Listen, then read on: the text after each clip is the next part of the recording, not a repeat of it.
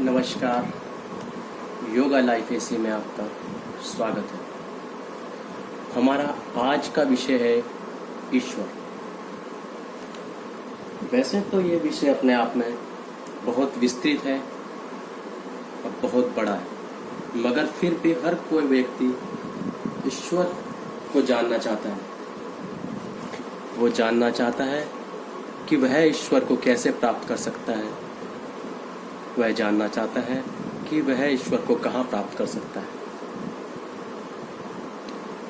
ईश्वर को प्राप्त करने के लिए या ईश्वर से कुछ प्राप्त करने के लिए सबसे पहले हमें यह जानना होगा कि ईश्वर कैसा है, उसका स्वरूप क्या है।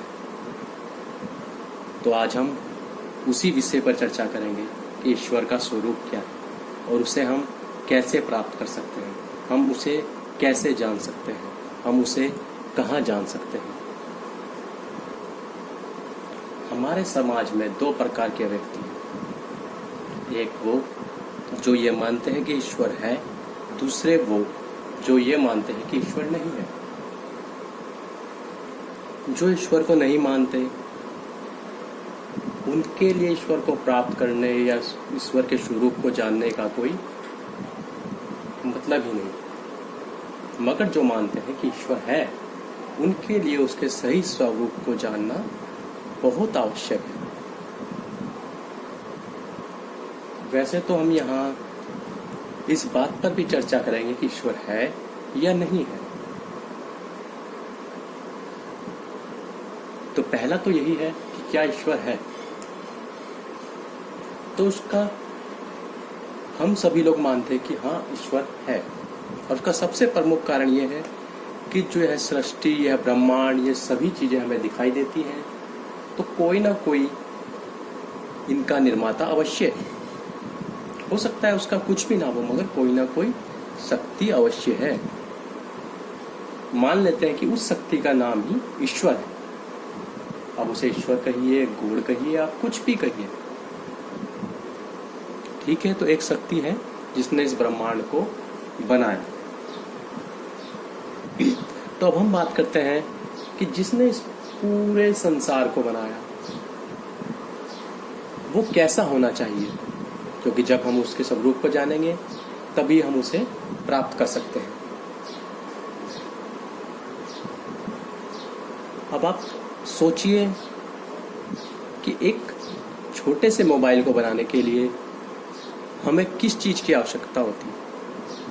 एक मनुष्य एक मोबाइल को बनाता है, उसके लिए वो पहले कोई मशीन बनाता है या मशीन से फिर मोबाइल बनाता है। तो कुल मिलाकर उसे कई विषयों के ज्ञान की आवश्यकता होती है। जैसे उसे फिजिक्स का ज्ञान भी होना चाहिए, उसे केमिस्ट्री का ज्ञान भी होना चाहिए कि उसमें कौन कौन से केमिकल लगने हैं, किस प्रकार से उसका निर्माण होना है, किस प्रकार से वो कार्य करेगा, उन विषयों का उसे ज्ञान होना चाहिए। उसी प्रकार एक डॉक्टर है, उसे बायोलॉजी का ज्ञान होना चाहिए। तो ईश्वर एक ऐसा व्यक्ति है जिसने इस ब्रह्मांड की सबसे जटिल वस्तु को बनाया है। तो कौन सी है संसार की सबसे जटिल वस्तु? अगर आप गौर करेंगे तो आप पाएंगे कि इस दुनिया में सबसे जटिल वस्तु हमारा शरीर है। और उसका निर्माण किसने किया? उसका निर्माण ईश्वर ने किया। वो जटिल इसलिए है क्योंकि हमारे शरीर को बनाने के लिए इसमें फिजिक्स के सिद्धांत भी लगे, भौतिकी के सिद्धांत, उसमें रसायन शास्त्र के सिद्धांत भी लगे, केमिस्ट्री के प्रिंसिपल्स, उसमें बायोलॉजी के सिद्धांत भी लगे। तो मतलब कुल मिला के गणित, विज्ञान, हर विषय के सिद्धांत उसमें लगते हैं। तो इसका मतलब उसे बनाने वाले को उन सब विषयों का ज्ञान होना चाहिए। इसलिए तो हम इस निष्कर्ष पर पहुंचते हैं कि ईश्वर ज्ञानवान है, वो बुद्धिमान है और उसकी बुद्धि भी सबसे अधिक है। वो सबसे ज्यादा ज्ञान रखता है। इसलिए हम उसे क्या कहेंगे जो सबसे ज्यादा ज्ञान होगा? सर्वज्ञ, क्योंकि उसे हर विषय का ज्ञान है, इसलिए वो सर्वज्ञ है। तो हम ये तो समझ गए कि ईश्वर सर्वज्ञ है, ज्ञानवान है, बुद्धिमान है। अब आप सोचिए बुद्धि किस में होती है? कुर्सी, मेज, क्या इन सब वस्तुओं में बुद्धि है? हवाई जहाज, क्या उसमें बुद्धि है? चीज के बड़े या छोटे होने से उसमें बुद्धि का होना या ना होना निर्भर नहीं करता। एक चींटी में बुद्धि है मगर एक हवाई जहाज में बुद्धि नहीं है। तो हमें क्या समझ आता है बुद्धि किस चीज में है? अर्थात जो सजीव है, जिसमें जीवन है, अर्थात जिसमें चेतना है। तो इसे हम कहते हैं कि बुद्धि चेतन में होती है, अर्थात जो जड़ है उसमें बुद्धि नहीं होती। और ईश्वर में बुद्धि है और वो भी सर्वाधिक है, तो इसलिए वो चेतन है। तो यहाँ से हमें ईश्वर का दूसरा गुण मिलता है कि ईश्वर चेतन है। अब इस पूरे ब्रह्मांड की व्यवस्था को ईश्वर बना के रखता है। अब उस इतने बड़े ब्रह्मांड की व्यवस्था को, हर कण की व्यवस्था को, सबको अपने स्थान पर बनाए रखना, हर व्यवस्था को सही ढंग से चलाए रखना, तो उसके लिए व्यवस्थापक का उसके पास होना चाहिए, या तो उसके अपने कुछ बंदे हों, कुछ लोग हों, कोई एक सिस्टम हो जो उन व्यवस्थाओं को बनाए। जैसे देश का प्रधानमंत्री होता है तो वो देश की व्यवस्था को बनाने के लिए मंत्रियों को रखता है, उसके बाद एमएलए होते हैं, विधायक होते हैं, डिस्ट्रिक्ट मजिस्ट्रेट्स होते हैं, ऊपर से नीचे तक ग्राम पंचायत तक विभिन्न कार्यकर्ता होते हैं जो पूरी व्यवस्था को बनाए रखते हैं। तो या तो ईश्वर ने भी ऐसा ही कोई सिस्टम बनाया, मगर ऐसा सिस्टम बनाने में एक छोटी सी समस्या है कि नीचे वाला व्यक्ति या दूसरा व्यक्ति वही नहीं सोचेगा जो ऊपर वाला सोचता है। तो कहीं ना कहीं बीच में एक गैप आ जाए। जैसा कि हम अपने सिस्टम्स में देखते हैं, व्यवस्थाएं उस प्रकार से लागू नहीं हो पाती जैसा ऊपर वाला विचार करता है। मगर इस ईश्वर की सत्ता में कहीं भी कोई विकार नहीं दिखाई देता, किसी भी प्रकार का कोई डिस्टरबेंस नहीं दिखाई देता। इसका मतलब जो भी ईश्वर की सत्ता को उसके पास रहकर व्यवस्थित कर रहा है वो स्वयं या तो ईश्वर है या बिल्कुल ही ईश्वर के जैसा है, जिसके गुण धर्म सब कुछ ईश्वर जैसे हैं। जिसके गुण धर्म सब कुछ ईश्वर जैसे हो तो इसका मतलब वो ईश्वर ही है, क्योंकि एक जैसे दो बिल्कुल समान होना संभव नहीं है। तो इसका मतलब यह है कि ईश्वर स्वयं हर जगह है, तो उसका हमें दूसरा गुण मिलता है, ईश्वर सर्वव्यापी है। अब ईश्वर सर्वव्यापी है तो कोई व्यक्ति हर जगह व्याप्त है, तो सोचिए वो हर जगह व्याप्त कैसे हो सकता है। इसे हम दो तरीके से समझते हैं कि अगर कोई हर जगह व्याप्त है तो वो हमसे टकराना भी चाहिए, परंतु वो हमसे टकराता नहीं, क्योंकि वो अगर हर जगह है तो हमारे सामने भी होना चाहिए। अगर हम अपना हाथ हिला रहे तो ईश्वर हमसे टकरा नहीं रहा है। ऐसा क्यों? क्योंकि किसी वस्तु को दूसरी वस्तु से टकराने के लिए उसका पंच तत्वों से बना होना आवश्यक है। तो इसका मतलब ईश्वर जो है वो पंच तत्वों से नहीं बना है। जो चीज पंच तत्वों से नहीं बनी होती वो कोई आकार नहीं ले सकती। किसी वस्तु के आकार लेने के लिए उसका पंच तत्वों से बना होना आवश्यक है। तो इससे हमें क्या समझ आता है कि ईश्वर क्योंकि हमसे टकरा नहीं रहा है, तो इसका मतलब क्या है, वो पंच तत्वों से नहीं बना है। और पंच तत्वों से नहीं बना है तो इसका मतलब उसका कोई आकार नहीं है, वो निराकार है। और निराकार सत्ता ईश्वर की दूसरे शब्दों में भी समझिए, क्योंकि वो सर्वव्यापी है। वो कोई भी वस्तु हर चीज में तभी व्याप्त हो सकती है जबकि उसका कोई आकार ना हो, क्योंकि वो चींटी में भी है, पत्थर में भी है, हम में भी है, हर कण में है। इसलिए उसका ऐसा होना तभी संभव है जबकि वो निराकार हो। तो इससे ये पता लगता है हमें एक और गुण कि ईश्वर निराकार है। अब एक चीज तो हम सभी मानते हैं कि ईश्वर न्यायकारी है, वो कभी अन्याय नहीं करेगा, क्योंकि जो अन्याय करेगा वो ईश्वर हो ही नहीं सकता। ये तो एक साधारण सा सूत्र है। तो इसका मतलब हम समझ सकते हैं कि ईश्वर न्यायकारी भी है। ईश्वर को न्यायकारी होने के लिए किस चीज की आवश्यकता है? सोचिए, कोई जज न्यायकारी अगर है तो वो कब हो सकता है? पहला तो उसे ज्ञान हो, उसे सही गलत की समझ। ईश्वर को हमने समझा कि वो सर्वज्ञ है, ज्ञानवान है, बुद्धिमान है, तो वो अपने ज्ञान से सही गलत का निर्णय तो कर सकता है। दूसरा, उसके पास अधिकार और शक्तियां भी होनी चाहिए, तभी वो न्याय कर सकता है। क्योंकि अगर उसके पास शक्ति नहीं होगी तो कोई उसके न्याय को नहीं मानेगा, कोई उसके न्याय पर कार्य नहीं कर पाएगा और ना ही वो अपने न्याय को लागू कर पाएगा। जैसे एक जज के किसी निर्णय को लागू करने के लिए उसके पीछे पूरा तंत्र होता है, सिपाही होते हैं, ठीक है, जो उसके न्याय को लागू कराते हैं। ऐसे ही ईश्वर स्वयं में इतना शक्तिशाली है कि वो अपने हर न्याय को लागू करा सके। तो इसलिए ईश्वर का एक और गुण क्या होता है? ईश्वर सर्वशक्तिमान है। तो हमें पता लगा कि ईश्वर सर्वज्ञ है, ईश्वर चेतन है, ईश्वर सर्वव्यापी है, ईश्वर निराकार है, ईश्वर न्यायकारी है, ईश्वर सर्वशक्तिमान है। अब इतना कुछ होने के पश्चात क्या ईश्वर कोई कार्य करता है या नहीं करता है? अब हमें यह भी सोचना होगा कि उसके पास ये सब कुछ तो है, तो क्या वो कुछ नहीं करता? अगर वो कुछ नहीं करता तो उसके इतना कुछ रखने की भी आवश्यकता नहीं है। दूसरा, हम देखते हैं कि सृष्टि का निर्माण कौन करता है अगर वो नहीं करता? तो इसका मतलब ईश्वर करता है। मगर ईश्वर अगर कुछ करता है तो जो संसार में इतनी समस्याएं हैं उनका समाधान क्यों नहीं करता? क्यों चोरी डकैती चोर उचक्कों को नहीं पकड़ता?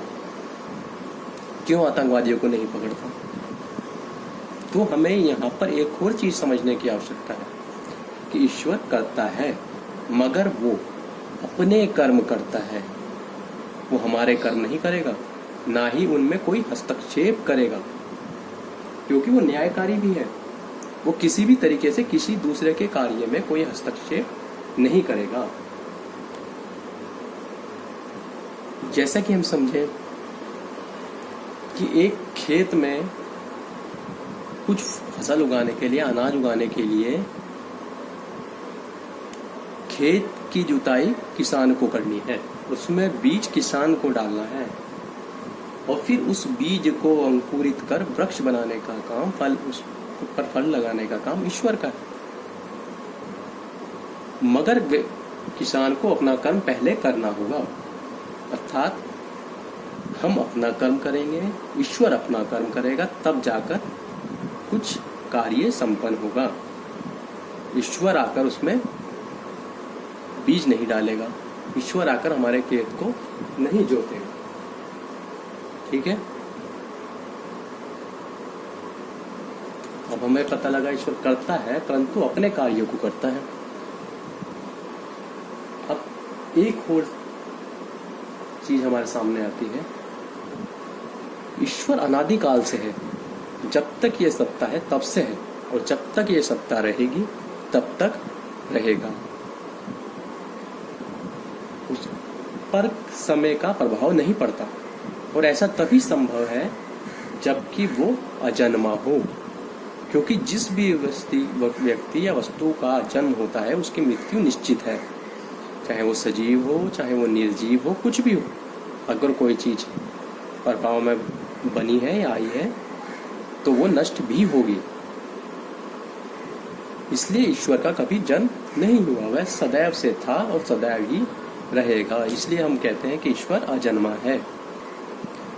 अब ये कुछ गुण हैं जो हमने जाने ईश्वर के बारे में, कि जो ईश्वर के गुण हैं और जो हमने तर्कों से जाने, जो हमने अपनी बुद्धि से जाने, विवेक से जाने।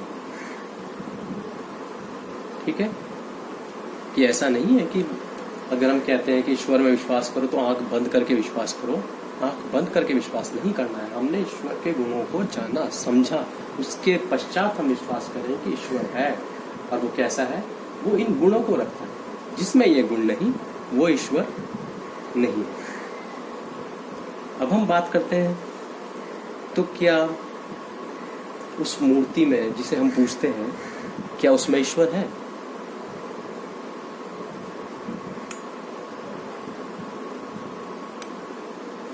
बिल्कुल, क्योंकि हमने कहा कि ईश्वर सर्वव्यापी है। अगर ईश्वर सर्वव्यापी है तो वो उस मूर्ति में भी है, चाहे वो राम की हो, कृष्ण की हो, साईं की हो, शनि की हो, किसी की भी मूर्ति है, वो हर मूर्ति में है। वो सृष्टि के हर कण में है, क्योंकि वो सर्वव्यापी है। ठीक है, तो उस मूर्ति का भी अपमान नहीं करना, परंतु क्या हमें उस मूर्ति को पूजने से ईश्वर की प्राप्ति हो सकती है? क्योंकि हमारा दूसरा विषय है ईश्वर को प्राप्त कैसे करें, ईश्वर से कहां मिले।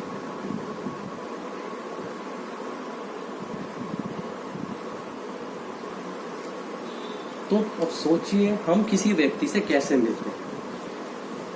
आप मेरी आवाज सुन पा रहे हैं, परंतु हम आपस में मिल नहीं रहे हैं। क्यों? क्योंकि आप अपने घर पर हैं, मैं अपने घर पर हूं। आप अपने स्थान पर हैं, मैं अपने स्थान पर हूं। तो मिलने के लिए दोनों व्यक्तियों का, दोनों वस्तुओं का एक स्थान पर होना आवश्यक है। तो उस मूर्ति में ईश्वर तो है, मगर मैं नहीं हूं, हम नहीं हैं। तो उस मूर्ति में, उस मूर्ति के पास ईश्वर से मिलना संभव नहीं है। एक ऐसा स्थान है जहां पर मैं भी हूं और ईश्वर भी है। जहां पे दोनों हैं, वहीं पर ईश्वर से मिला जा सकता है। तो वो स्थान कौन सा है? वो स्थान है हमारे शरीर के अंदर, जहां पर हम आत्मा रूप में निवास करते हैं और ईश्वर तो हर कण में है, तो इसलिए वो भी वहां पर उपस्थित है। तो जहां पर ये दोनों हैं, दोनों सत्ताएं हैं, वहीं पर ही मिलन संभव है। इसलिए ईश्वर से अगर मिलना है तो उससे मिलन सिर्फ हमारे अंदर ही संभव है।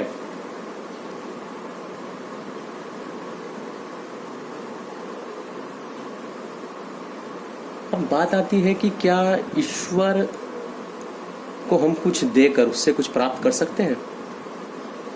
क्योंकि अक्सर देखा गया है कि लोग कुछ रुपये चढ़ाकर या किसी प्रसाद के नाम पर या किसी और नाम पर अपने काम ईश्वर से करवाने का प्रयास करते हैं। क्या ये संभव है कि ईश्वर आपसे कुछ लेकर आपके काम करे? अब सोचिए, अगर वो ऐसा करे तो क्या वो न्यायकारी है? क्या वो ईमानदार हुआ? अगर कोई आपसे कोई राशि लेकर आपके कार्य करे तो वो न्यायकारी नहीं हो सकता। तो इसलिए ईश्वर सृष्टि के नियमों के अनुरूप हर कार्य करता है। सुख दुख जो आपको मिलने हैं वो आपको आपके कर्मों के आधार पर मिलेंगे ही। ईश्वर तभी न्यायकारी है क्योंकि वो हर कार्य सृष्टि के नियमों के अनुसार करता है। वह कुछ भी सृष्टि के नियमों के विरुद्ध नहीं करता। तो इसलिए ईश्वर को हम किसी भी नाम से खरीद नहीं सकते।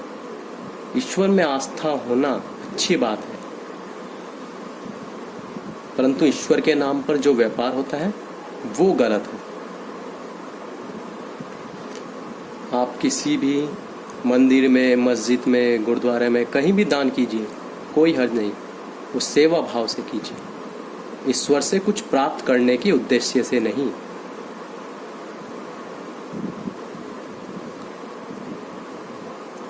तो अब दूसरा विषय आता है कि हम ईश्वर को कहाँ मिले, ये तो हमें समझ आया, परंतु उससे मिले कैसे। जहाँ हमें मिलना है अपने मन के अंदर, अपने शरीर के अंदर, जहाँ पर हमारी आत्मा और ईश्वर दोनों उपस्थित हैं, तो वहाँ पर मिले कैसे। तो इस विषय पर भी हम आगे चर्चा करेंगे। तब तक के लिए धन्यवाद, और इन विषयों पर विचार अवश्य कीजिए।